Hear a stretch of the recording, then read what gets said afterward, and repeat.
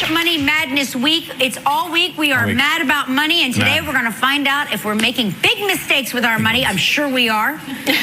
Otherwise, why would she be here? Please welcome financial expert Rachel Cruze. Here's the deal. Keeping up with the Joneses, right? It's now like we carry the Joneses in our back pockets. Like we carry this around. And the hard thing is what you see on Instagram and Facebook, it's the best part of everyone's life. Yeah. Right? And it's like, oh, the vacation, hashtag blessed. Here I am. We don't see their end statement. We only see them in the pool. I am sick tired of hashtag blessed. I know. It's all the things, right? So don't compare your life to everyone else because it's kind of like make-believe. Yeah. In order to change your life, you have to take control of that money and say, I'm going to put that towards paying off debt. I'm going to invest that money. I'm going to get an emergency fund. You have to take control of your money and take this money and do something good for your family.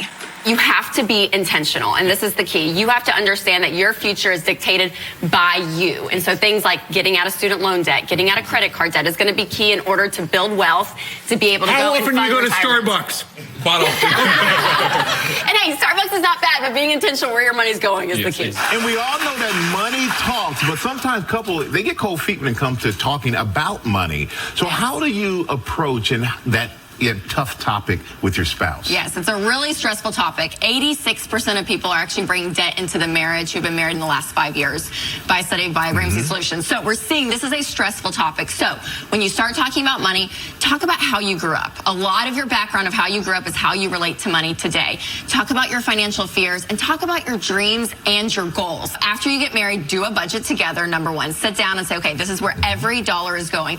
Because when you agree on your money, you're agreeing on more than just money. You agree on your goals, on your dreams, on your fears. So the budget is that tool. And then start paying off debt using the debt snowball. This is where you list all your debts, smallest to largest, regardless of the interest rate, pay minimum payments on everything, and attack that smallest debt first. We're finding couples that are doing this are getting completely out of debt in 18 to 24 months. Wow. Yes. And then lastly, embrace your differences. You're going to be opposites. Some of you are going to be savers. Some are you going to be spenders. It's going to happen, but embrace those differences. So opposites attract, so usually you're going to have one or the other, okay? So the planner is the person that loves control. And with the money, they love the idea of doing a budget. They know where everything is going. Yep. This is the person that's probably 10 minutes early to every appointment they have. Okay. They're just more of the organized person in the relationship, and they like the control. That's the planner. And then you have the partier, which is more of me, where you're just a little bit more relaxed. You're just like, guys, everything's going to be okay. Like, it's going to work out. You feel like that the planner just splits hairs, and when it comes to money, it's like they just watch every little transaction, and overall you're like, listen, it's all going to be all right. Debt has just been normalized in our culture today, whether it's cars, college, people just go into debt for things, and so wedding is the same thing. And so you just have to be really careful when you're going into this process to say, okay, what can I afford?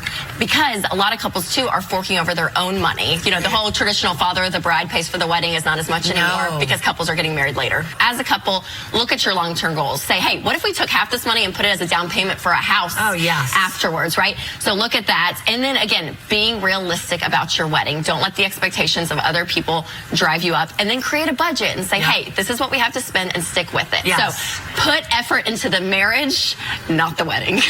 Great advice. Great advice.